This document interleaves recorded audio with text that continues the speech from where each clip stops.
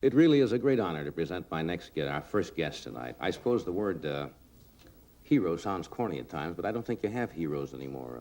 And maybe some of the youngsters need heroes nowadays, and they probably get tired of that word. They would consider themselves, I suppose, professional test pilots, in which they are at a tremendous skill. But it's just been over a month since their great courage and skill under tremendously adverse conditions made them heroes to the entire world. Would you please welcome the Apollo 13 team, James Lovell, Fred Haise, and Jack Swigert. Gentlemen.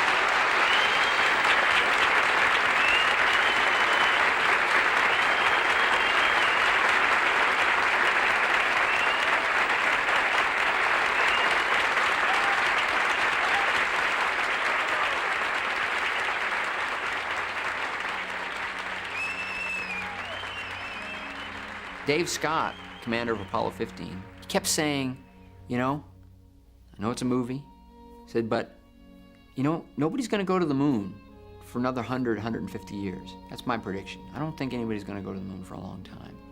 And by the time they do, everybody involved is gonna be dead. And all you're gonna have is some of this archival footage. And you've seen how incomplete that is. But you know what they're gonna be able to do? They're gonna be able to look at this movie, Apollo 13, and say, that's how they went to the moon.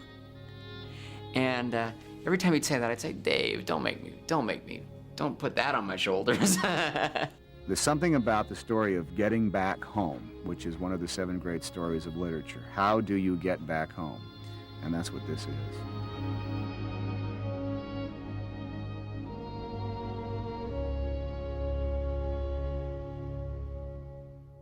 He said, we sent your proposal, just that one chapter, out to our office in California. They passed it around to various movie production companies. There was a bidding on it, and Imagine Entertainment has the bid to do a movie on your book. I said, we haven't written it yet. Michael Bostic, who worked here, actually by complete coincidence, his parents were in this, his dad was in the space program. He grew up in Houston, knew everything about that whole culture. He got us so excited about something that Ron and I didn't know much about. Everybody in our offices at Imagine Films, well, they've had all the biggest stars in Hollywood walk in there. They were more excited about Jim Lovell. Ron read it, and Bostic, of course, read it, Michael Bostic. I kind of skimmed it, and I heard things from everybody. I don't read a lot. I'm very intuitive. And I thought that maybe Kevin Costner would look a little bit like me when I was his age. I had actually said to people, other writers, I said, look into Apollo. Years ago, I said we should do something on the flight of Apollo 13. I'd heard that Tom Hanks liked it. I'd talked to him once on the phone. I finally got a call from my representative, and he says, you won't believe what I just read. And it was Apollo 13. I said, well, send it to me right away. And I read it, and I think within 4 days, I was talking to Ron about doing it. About halfway through the meeting, I said, well, I really hope you do this, Tom. I'm definitely doing it. And he said, oh. And about 10 minutes later, he said, oh, what the hell, I'm doing it too. So that was it. We shook hands and went down and hailed cabs and went and started to make a movie. I couldn't have been more happy with Tom, because Tom, in reality, is a closet astronaut. I have always wanted to be in a pressure suit somehow. I've always wanted to play an astronaut. I've always wanted to, to shoot a vast section of a movie completely encapsulated by nothing but metal, glass, and switches, and I finally have a chance to do that too. So this is real dream come true stuff here.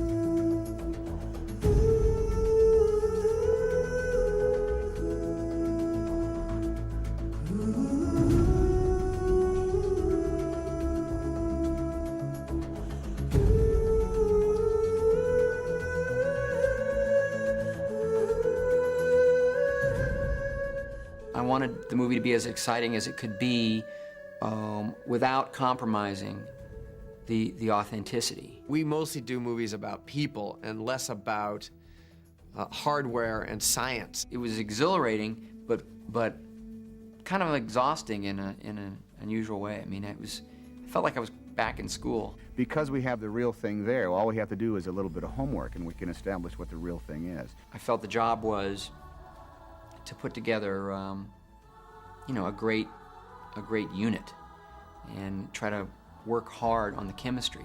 Not only on-screen chemistry, but also what I felt would be the behind-the-scenes chemistry. I was so nervous because, God, I wanted it so bad. I almost felt like I was just right off the boat. When I looked at it, I said, I want to play that guy. I want to play that character. And Ron suggested that I just come in and read any one of them I wanted, and I said, you know what? I want to read that.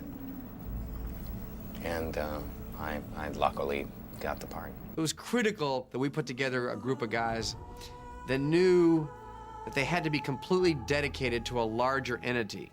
I'd say, you're gonna be miserable, and then I'd look, you know, like it was a poker game or something, to see if they'd flinch. If they flinched, I didn't really think I wanted them in the movie. He called me back and said, I'd like you to play the role of Fred Haise. And my wife and I danced all over the house. Ron called me up and said, we're going up on this zero-G airplane, and for research. You don't have to go. You don't have to go. Absolutely no pressure. If you don't want to go, you don't have to go. Tom's going to go. Gary's going to go. Bill's going to go. I'm going to go. You know, everybody was going to go. So, of course, I'm not going to look like an idiot. You know, I mean, there is a certain element of my personality that is slightly male. Ron wanted us to experience a weightless situation because obviously we were going to have to mime a lot of this in the movie. Pushing off, flying forward. There you go. Where'd Ron go? Hurry, get down. It flies in a parabola. It goes at 45-degree angle up, and then it pitches over at 25,000 feet. As it goes over and pitches down, you are essentially in free fall inside the cabin. There's a couple of moments where suddenly everything does kind of lurch up, but then it stabilizes, then it lurches up again, and then you drop back down as the plane itself comes out the bottom half of the parabola. Test directors came up and said, you know, we expected you to be a bunch of kind of Hollywood wimps. We showed, I think, the guys down there that we were kind of up to it. And then we were saying, boy, did you guys ever put, like, is it possible to put a set in here and shoot part of a movie? Ron comes to me and says, well, Spielberg had an idea. He had an idea. He wants to go up there. He thinks we should go up there and film up there. I don't know if we can do it. We're checking with NASA now. I was like, I don't know how they gave us permission to do it. I don't know. Todd Hollowell did an amazing job of, working the phones. We kept pushing on this and finally got it all the way to Washington to NASA, to Dan Golden's office. And they finally came back and they said, yeah, we'll let you do that. If we'd had to do it with wires, if we really would have had to try to create the weightlessness with wires, I sort of shudder to think what the movie would have really looked like. the KC-135 was used for most shots where you see our whole bodies, so that we really could use the floating. Then we did a lot of the close-ups on the ground. They cut amazingly well. I mean, I can't even remember if this is a KC-135 shot or this is a ground shot. It's a great illusion, the zero-gravity stuff with the all the simulated stuff on the ground. When we got into the LEM, they couldn't really fit the teeter-totters in there. And it came down to really just mime. And all it was 3 guys standing around going like this. God, can you imagine anyone coming down and saying, God, let's go down and visit the set of Ron Howard, Tom Hanks' new picture, and seeing Tom and Ron directing Tom on an Apple box, kind of doing this while he's going, hello, Houston. If you were just going to go back and say, oh, my God, they've got a disaster on their hands. Good evening, America, and welcome aboard Apollo 13. I don't know if you've ever been in a plane that's diving towards the Earth on purpose, but it's, it's a strange thing to want to go and do over 600 times. They're going to be up in this jet doing, 1,000 parabolas. It seems ridiculous. Seems like something will break. That frightened me. Nobody wanted to let this story down. Not the actors, not the crew members, no one. I had an acute sense of anxiety that I'd be the one who became violently and horribly ill and totally incapacitated and a failure to the group. Now I'm lifting up this thermos and I'm taking the top off and I'm like trying to kind of like God, everything's just being pushed down. I'm like trying to kind of like, drink the damn thing and then get some in my mouth and put the cap back on. And then we come up over the top of this thing and the camera's rolling and Ron's yelling action and I'm like, ugh. So, and the stuff starts floating out of my mouth. But I mean, I did that 12 times. I didn't have to make any motivational speeches on this one. People were coming to work every day ready to give 150%. I think Tom Hanks and Ron Howard are a great team. And they shared the same vision for the movie. Everybody was digging through transcripts and looking at documentaries and thumbing through pamphlets. It's not just like retro rockets go, rocket ship fire, it's not that kind of thing. These guys are the accuracy police, Ron and Tom. I just thought it would bore people out of their... I thought these actors would just crack up, like be Papillon. With Dave Scott from Apollo 15 here every day, we don't have to do that thing that can happen in films where, the director says, flick some switches. Yeah. But, we're supposed to have the comm link right here that we have to, when we're talking to NASA, we got to... PTT. Push to talk? Push to talk. Usually on a hot mic internal, but a push to talk to the ground. Where was that? Was it right in your chest? Here in your chest. It's pretty easy to read. So we stay hot. We're hot to each other. I'm really impressed with the authenticity of the way they're doing this. And they're so interested in getting this accurate and precise down to not only the word, but the inflection of the word and the meaning behind the word. Houston, we have a main bus A undervolt now too. It's reading 25.5. Main bus B is reading zip right now. We got a wicked shimmy up here. Houston, we have a main bus A undervolt now too. It's reading 25.5. Main bus B is reading zip right now. We got a wicked shimmy up here. Ecom, GNC, these guys are talking about bangs and shimmies up there. Doesn't sound like instrumentation to me.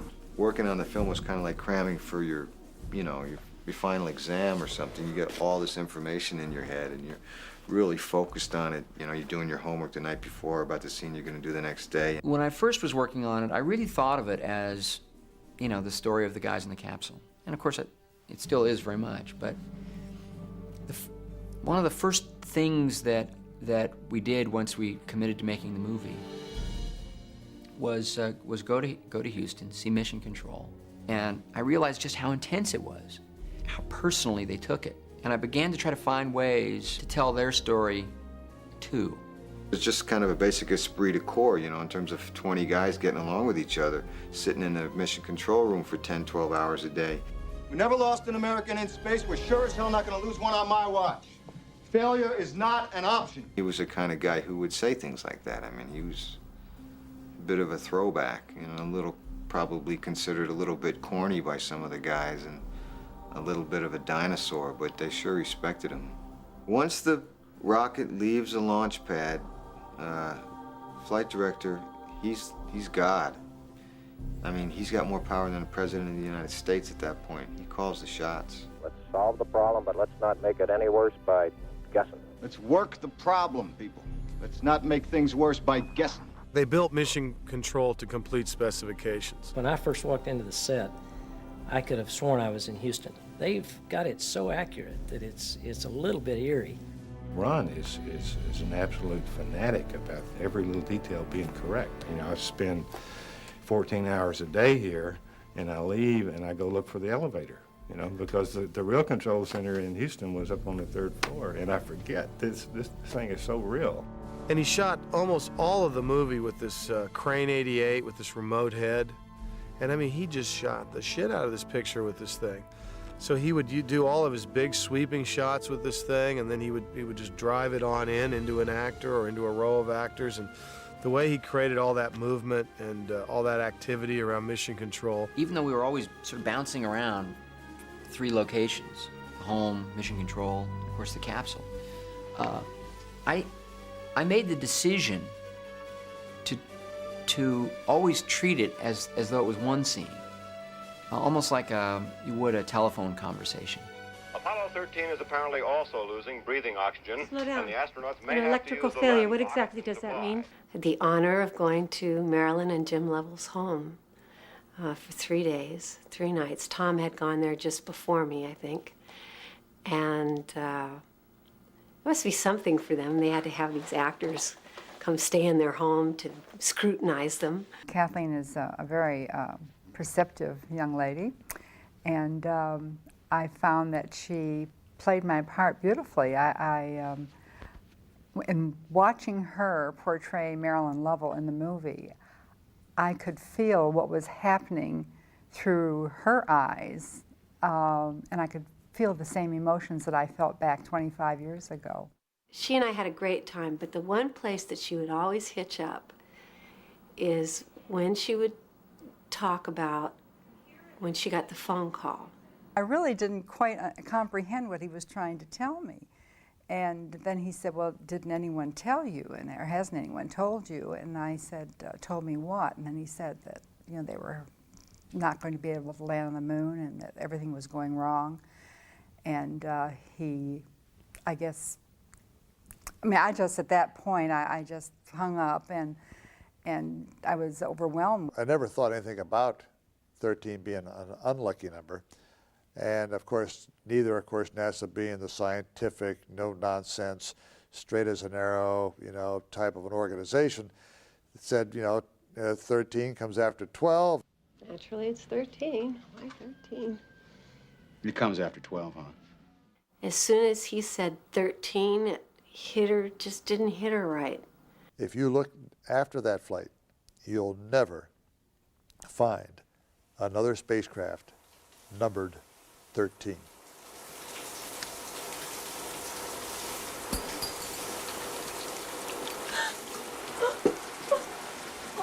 Kenneth Turan of the LA Times criticized us in his review for making up this, you know, really hokey moment, and a few people wondered if that, you know, really thought we were crossing the line there, and it really happened. Of all the years we had been married at that point, anytime I ever taken a shower, my rings did not fall off, and this ring slipped off, and to me, it was an omen. You want to break up my crew 2 days before the launch? They weren't going to let Mattingly fly. I argued with them on a higher plane. And this is flight surgeon horseshit, Deke.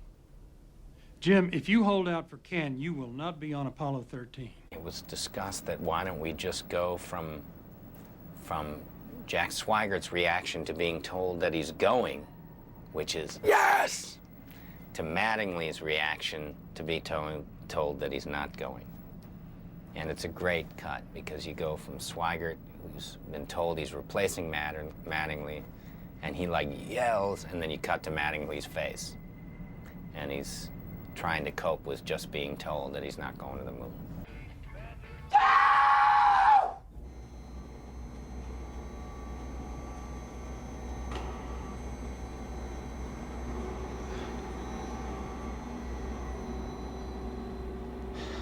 Well,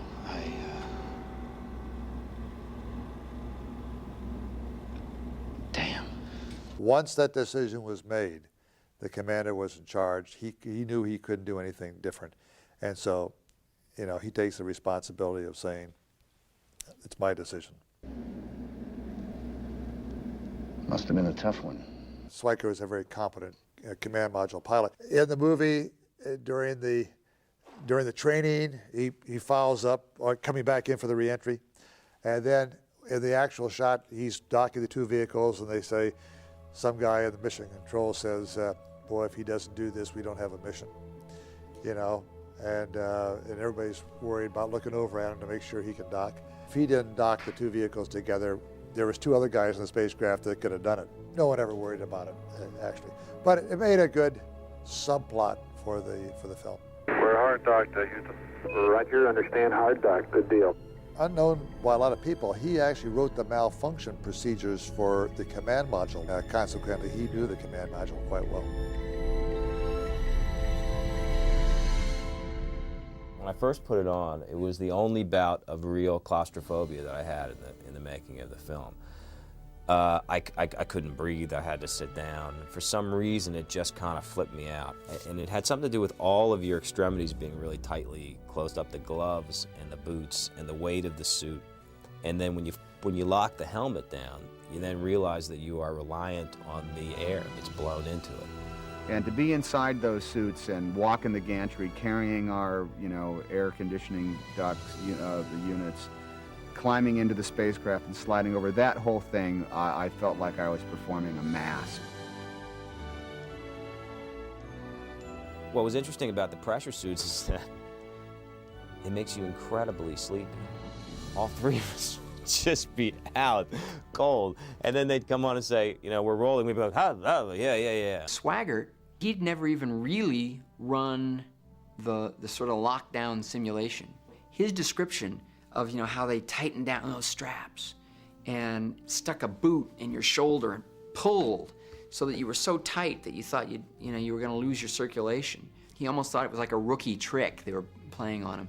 But then when he got to staging, you know, he's the one who talked about slamming toward the control panel and being grateful that they had strapped him down that tight. That was some little joke.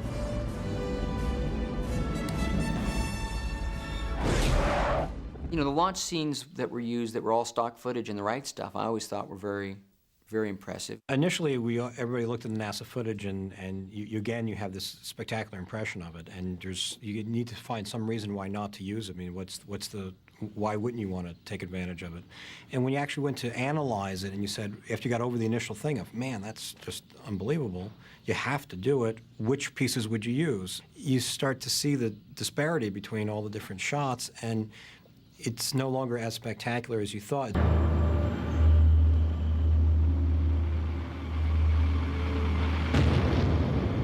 We then said, okay, we're not going to use stock footage, we're going to use the spirit of it. We tried to ride this line of giving the audience enough shots that seemed vaguely familiar. Like you'd kind of seen that shot before, but always putting a little extra detail.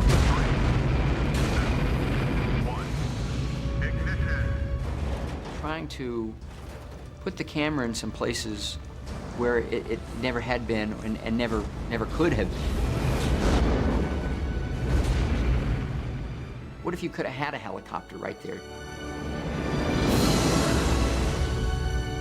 When you actually go to start photographing things and make it look real, you see all the various items and things that make the real NASA footage real, is the various gases that come off the side of the rocket, even at rest. It's very humid in Florida, and the rocket is extremely cold because it's liquid oxygen, liquid hydrogen, and the various gases in it, so it's like a refrigerator with a really warm exterior, humid exterior, and it creates an ice shield over the rocket, and as soon as it blasts off, it starts to crumble and fall down. The way you can add this ice in 3 dimensions to fall at the right rate, to look like gravity, you have to do it with a computer, and that starts to define the techniques that you use for every shot. I took the variety of elements that were created for the launch sequence. Sometimes there were live-action background plates, there were model photography from the stage, computer-generated elements that were created here by our 3D artists, and combined those types of elements together. The challenge of a composite actually becomes an art form of shooting each element exactly correctly without the benefit of seeing the other elements with it, and picking them and making them each one uniformly excellent so that when they in fact put together, it looks like it was all shot at the same time. This is the background plate that was actually shot down on location in Florida. The next element is the model that was shot over here on the stage. It's a 25th scale model. Then there's a matte pass that's shot as well. One of the next elements that was shot in the model photography was an interactive lighting pass, a similar type of a thing done for the gantry. This is a condensation gas that traveled up the side of the craft. There are CG ice particles that were created in 3D. The engine blasts were also created in 3D. Finally, when the shot was fully composited, then we added the shake as if it were reacting to the camera on the tower. Houston, we have cleared the tower in 1313. That's a sequence that I'm very proud of. I think as a filmmaker, that might be the most cinematic thing I've ever been involved with. I mean, as soon as you create the task for yourself, well, okay, now do the launch. I mean, okay, so what does a launch look like? You look at it and you go, I don't know, it looks kind of like a fire extinguisher. What we did is, at that point, instead of trying to, reinvent the wheel and make up an explosion that looks just like a real explosion, why don't you just shoot it?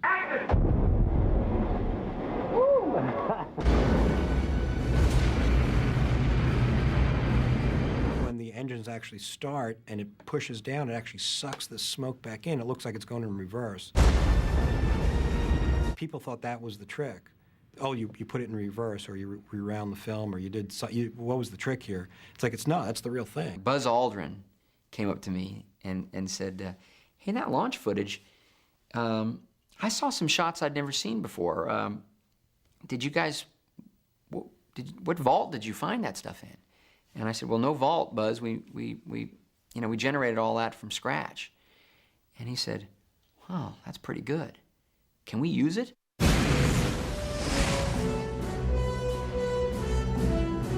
That particular shot where the ring comes off is, in a sense, a duplication of the real event. I kind of went with my impression of the way it should be instead of the real item, but still make it look like the signature NASA shot, because I've seen that many times and was incredibly impressed by it. And so we just did it. We just went on our instincts and shot it, and we picked a beautiful Earth, and we shot the ring with a nice lighting on it and all that, and it was absolutely, phony. Somehow the magic formula of all those pieces together, you believed it was, we believed it was the real thing. This is the crew of Apollo 13, wishing everybody there a nice evening, and we're just about ready to close out our inspection of Aquarius and get back to a pleasant evening at Odyssey. Good night.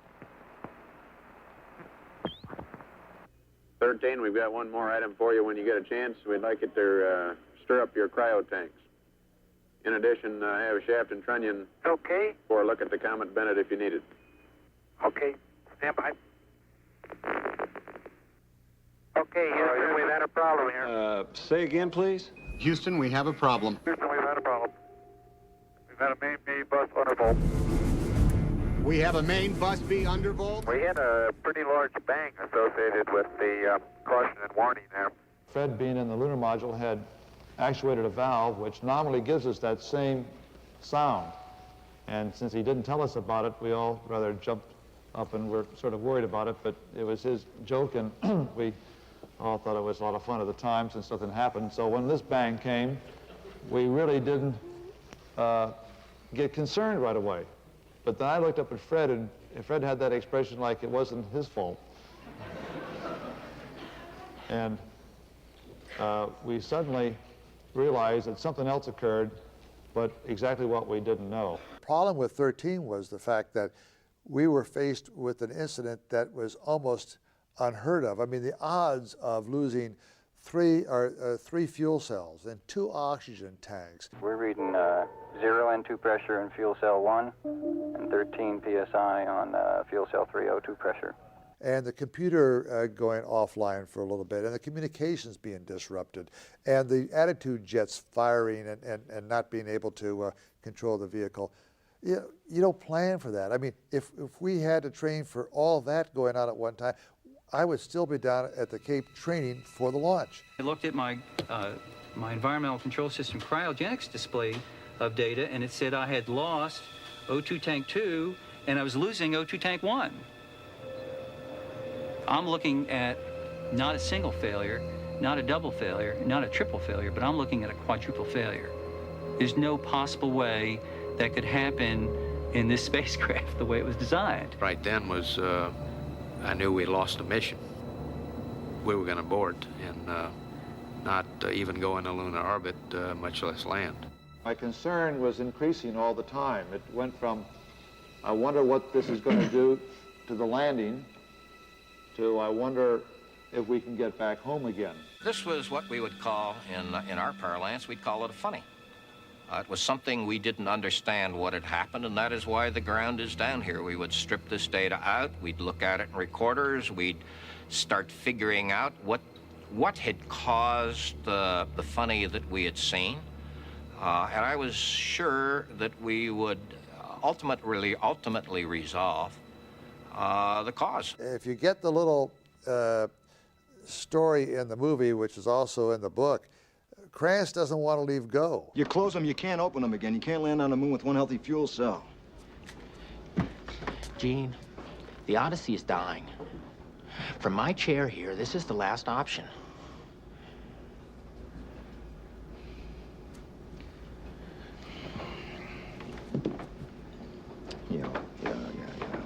If we were going to save any elements of the spacecraft Time was going by. Time, the consciousness of time, and the awareness of the time, and the frustration at going 5, 10, 15 minutes into this process, and still not being at the bottom of it. Without the electrical power, the command module was dead. Without the electrical power and without oxygen, the crew were dead. If this doesn't work, we're not going to have enough power left to get home. Most of us in those days were test pilots. And through the training that we did and through the years in testing airplanes, you get to have a lot of crises. You get to expect crisis. I mean, it's not something that you don't expect. You expect something to go wrong. That's the reason why you're there in the first place. If you want my opinion of how they handled the situation when it happened, they handled it exactly like we'd expect them to. They were about as well on top of it as anybody could be who knew on what we knew, which isn't very much, I'll have to admit. They know now what happened, and what happened actually took place inside one of the bottles.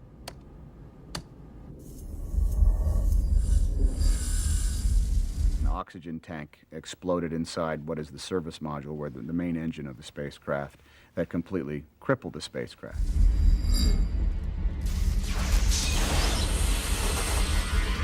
No one's ever seen it. You don't know exactly what it did, but it has to be dramatic.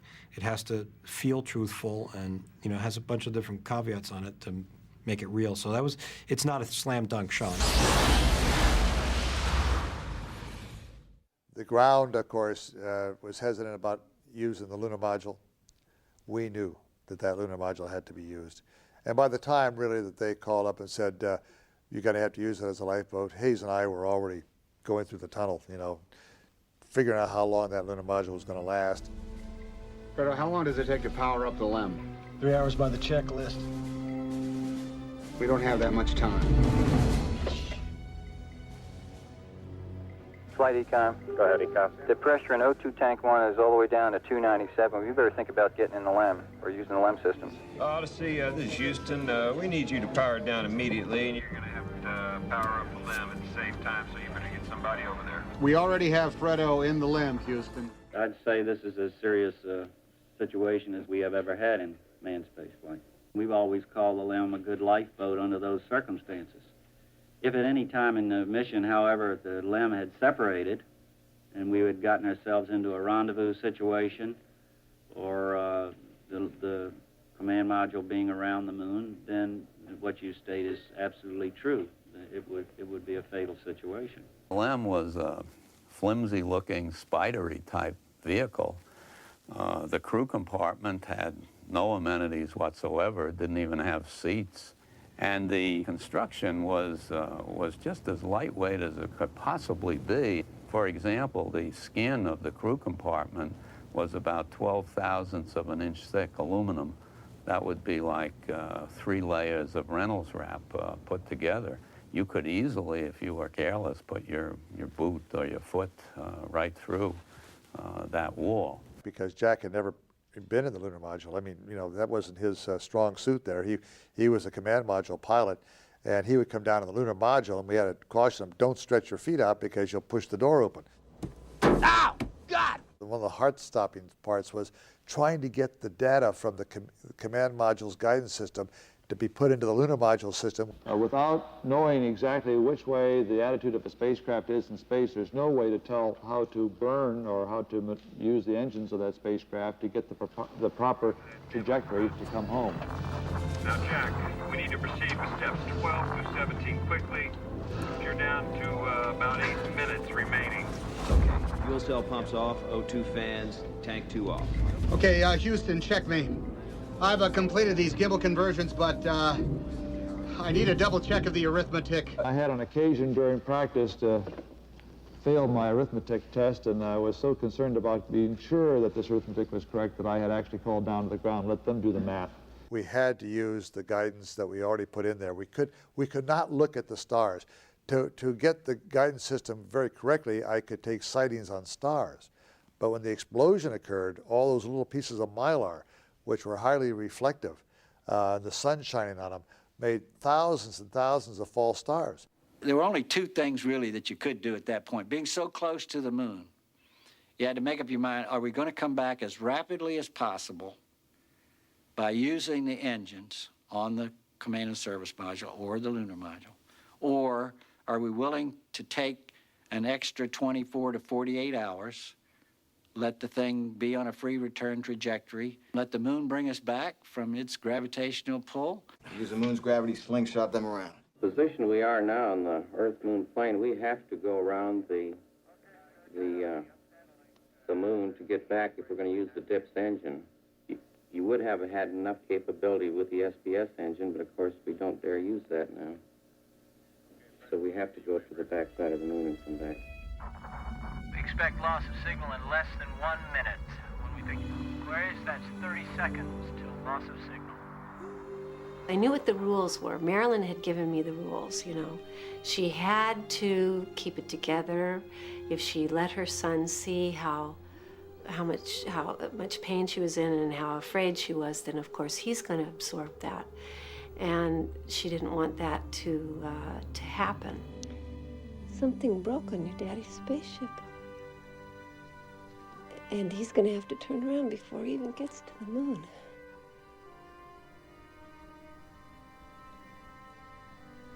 At the door.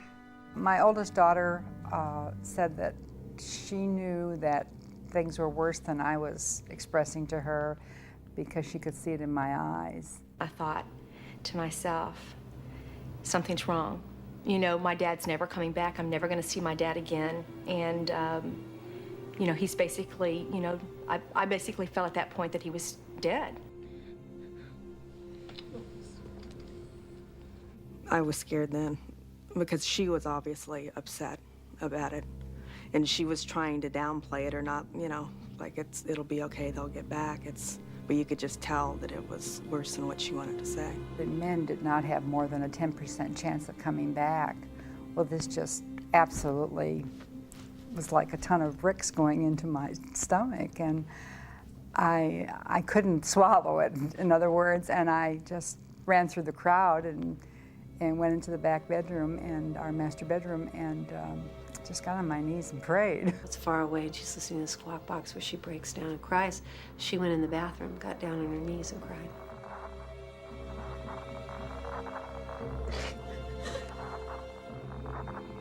That's the only time she let herself do that. She couldn't afford it.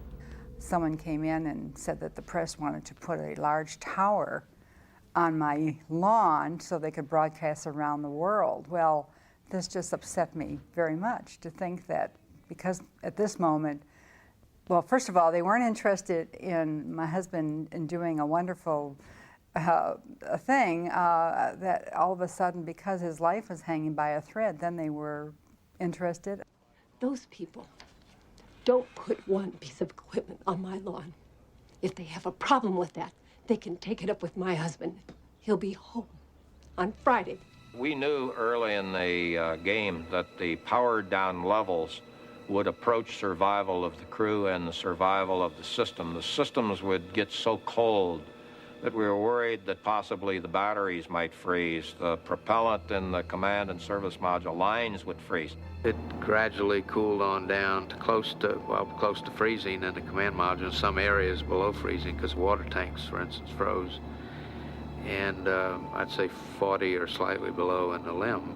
We discussed dragging out our spacesuits, but then we thought more about it because they were, rubberized inside, and that our perspiration would then be in there, and we'd actually be in worse condition.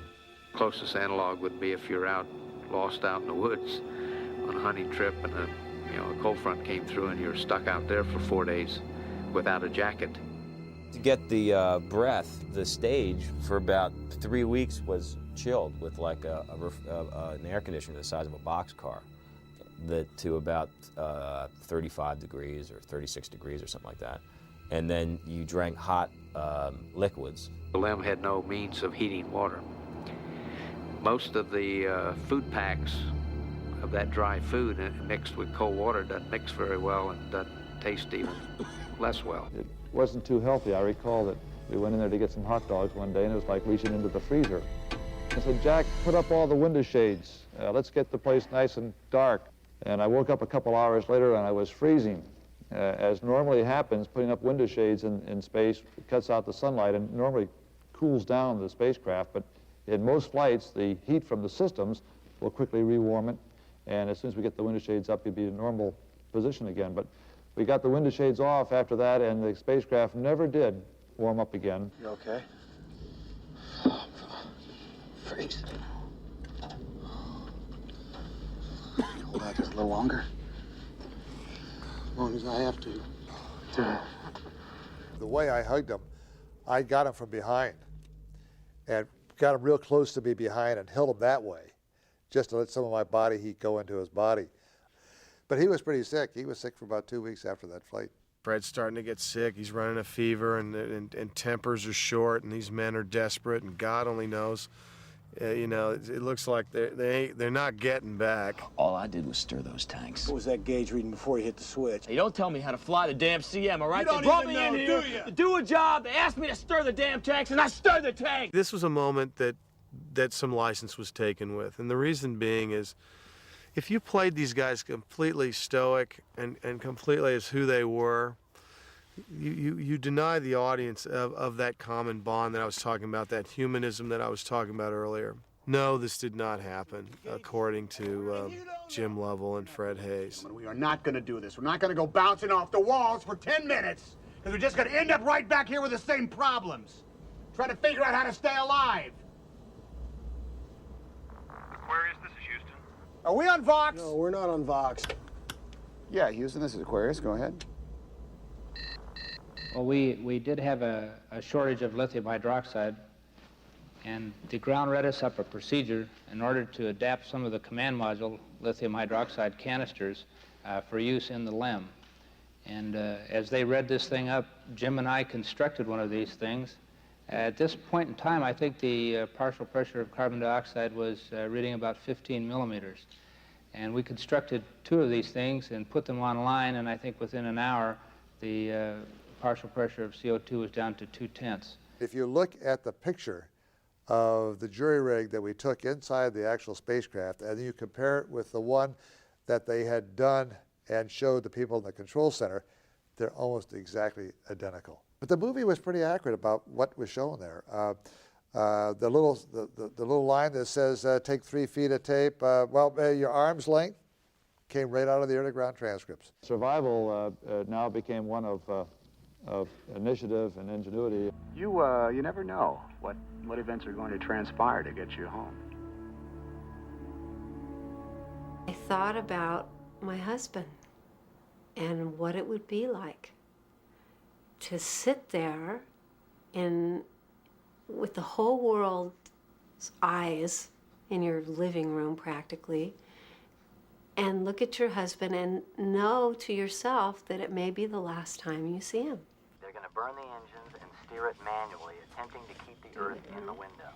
She knew his voice, so even if she understood a lot of the technical stuff, but not really, not a lot of the complexities, but she could hear in his voice when something was not going well. Come to the right a little bit. 15 seconds. She dripped in, I'm losing attitude. Okay, hold it right there. That's it. Back. No, Fred, back. Shit, I'm losing it. 20 seconds. Bring the Earth up. Forward, Fred. Come on. Forward. The crises that we had to overcome were more than what the film had shown, because the film only had so much time to tell the story. The only real maneuver that was shown in the film was the last seat of the pants maneuver, when we had turned off all of the guidance system and the computer and everything like that, and we had to use the Earth as a guiding body to try to get the angle back so we could make a landing. Steady. 9. Shut down. We had froze that mothership for, 4 days beyond its design limits, because it wasn't meant to be frozen, turned off and frozen, literally. So there was still, in my mind, concern about the condition of the capsule. How do you go in with these little entry batteries, which are just designed to do 45 minutes worth of business, and do something that even our initial estimates has got to take 5 or 6 hours? The initial impression by the team, in fact, we had a bunch of people in the room, and we were going around doing a combination of engineering and commiserating. you know, it was easy to jump to the conclusion that maybe this was impossible. Ken, you're telling me what you need. I'm telling you what we have to work with at this point. I'm not making this stuff up. They're gonna need all these systems, John. We do not have the power, Ken. Everybody wanted power. The propulsion guys wanted power. The guidance guys wanted power. The attitude guys, I mean, everybody wants power. It was a fundamental constraint. Okay, I'm gonna go back and reorganize the sequencing again and find more power. Let's start from scratch. Without him, they won't get back. And he comes to the rescue and finishes, you know, I mean, becomes a part of the mission again. An invaluable part of the mission and part of the mission's success, and turning that what could be a tragic failure into a triumph. What? There's been an explosion. Oxygen tanks are gone, 2 fuel cells gone, command module's shut down. You started on a procedure? Well, the engineers have tried, but I mean, it's your ship. We gotta get you in there. You need a break, Ken? If they don't get one, I don't get one.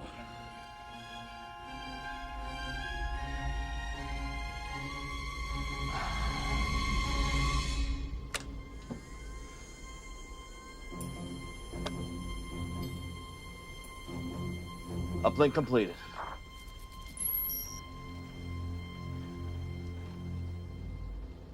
You got her back up, Ken. Boy, I wish you were here to see it. I'll bet you do. Jim and Fred were in the LEM and using the translation controller to give us some velocity, and when Jim yelled fire, I jettisoned the service module. Copy that.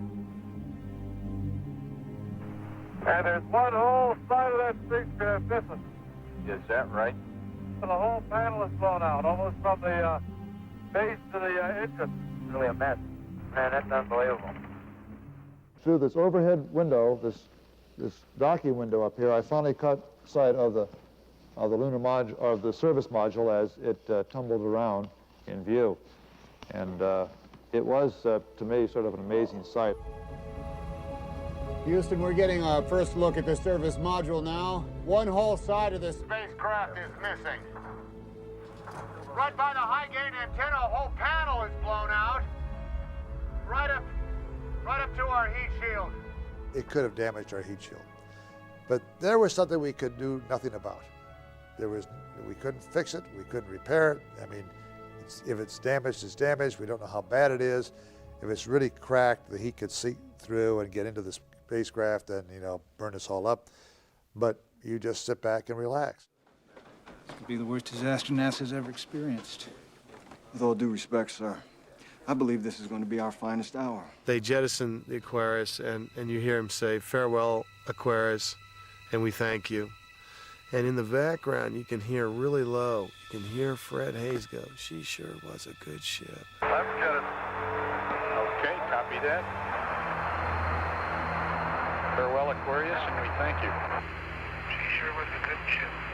And I thought that carried all of that admiration. And in a way, the LEM and the command module and the service module are characters in the film. She sure was a good ship. Farewell, Aquarius, and we thank you. The scene that was really bludgeoning for me was watching time after time the splashdown, waiting for them to come through the atmosphere. Okay, LOS in a minute or a minute and a half. At entry attitude, we'd like Omni Charlie. And welcome home. Thank you.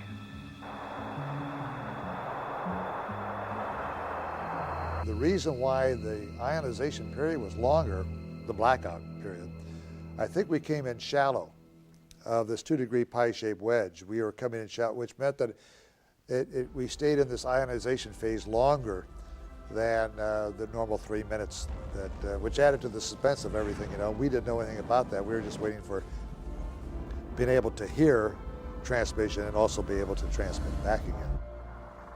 We have loss of radio contact. The ion storm is another issue where there's no documentation on it. I mean, and everybody has a different impression. The astronauts, so all we had to go by is the astronauts said it felt like you're inside of a fluorescent tube being lit up. I mean, so that doesn't help us too much. We thought, well, when you hit with friction, it would just glow red and then go on fire, I guess. And this doesn't really happen that way. It's a particular type of heat shield where the gas is being formed by its interaction with the atmosphere and creates basically a white shield which is protecting the ship from re-entry.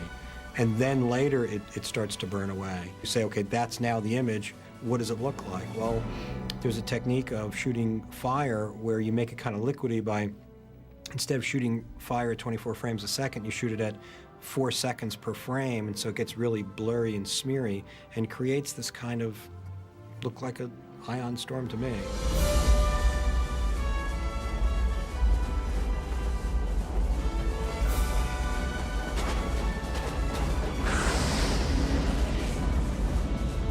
After all those days, it came down to one little moment, one little second, whether or not, you know, they were going to come through. If it doesn't, there'll only be silence. Mommy, you're squishing me. I'm sorry, sweetie. Odyssey Houston, standing by, over. Okay, go. Odyssey, this is Houston. Do you read me? Odyssey, Houston, do you read me? 3 minutes, 30 seconds, standing by.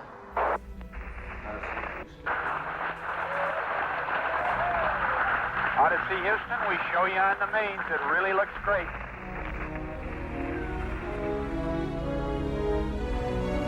Hello, Houston. This is Odyssey.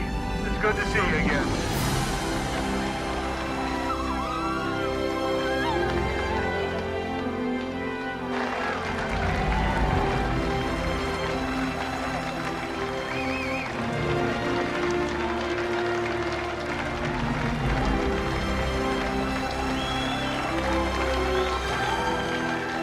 It's again tradition that you wait until the crew gets in the carrier deck, at which time cigars and the world map lights up. And shit.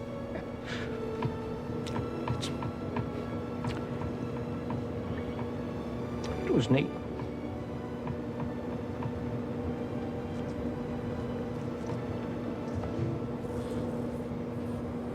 I asked Ed to come in, and I didn't say too much. I just showed him this moment. It was 20 years later, and when they were talking to him, but he still obviously was filled up with this emotion about how he felt at the time. Ed looked at it, and he looked at me, and he said, "So you'd like me to maybe try something like that?" I said, "Seems like it might be a good idea." And he said, "Okay, we'll give it a try."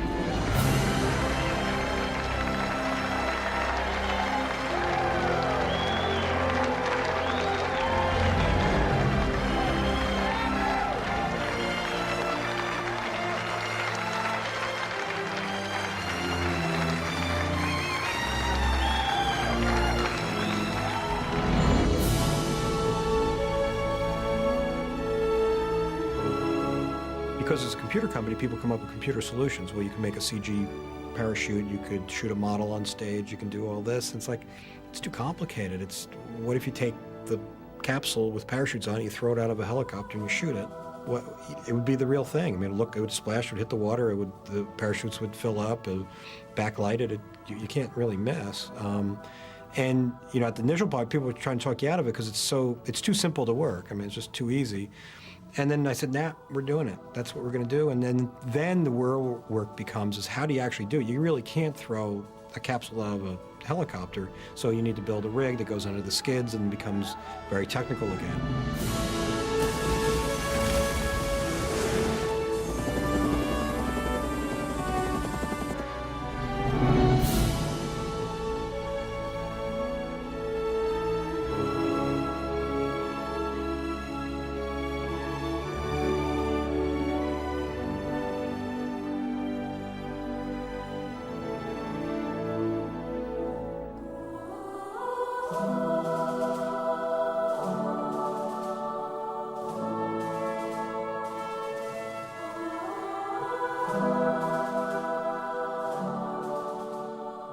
Ron Howard asked me if I wanted to be, have a part in the film.